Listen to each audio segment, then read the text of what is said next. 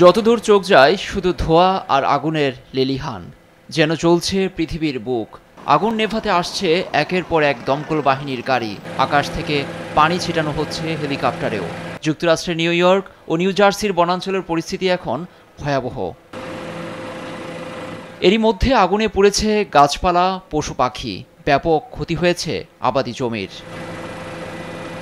দাবানল নিয়ন্ত্রণে বৃষ্টির অপেক্ষায় থাকলেও গত এক মাসেও নিউ জার্সিতে দেখা নেই বৃষ্টির, তাই এটি চ্যালেঞ্জ হয়ে দাঁড়িয়েছে দমকল বাহিনীর কাছে। আমরা বিগত দিনের রেকর্ড অনুযায়ী সামান্যই বৃষ্টি পেয়েছি।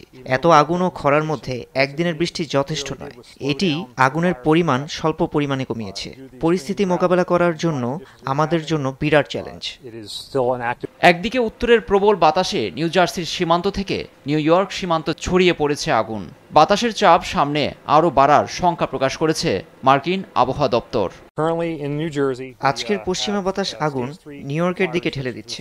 আবহাওয়াবিদরা কালকে বাতাস উত্তর দিকে প্রবাহের কথা বলেছেন। এতে আগুন আবার নিউ জার্সির দিকে বৃদ্ধি পাবে।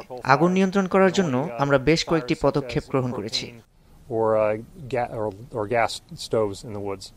অঙ্গরাজ্য দুটির সীমান্তে আগুন নেভাতে গিয়ে 18 বছর বয়সী ডেরিয়েল ভাস্কুয়েজ নামের এক দমকল কর্মী প্রাণ হারিয়েছেন।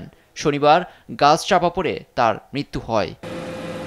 প্রতিকূল পরিস্থিতির মধ্যেও এখন পর্যন্ত 20% আগুন নিয়ন্ত্রণে এনেছে নিউ ইয়র্কের দমকল বাহিনী।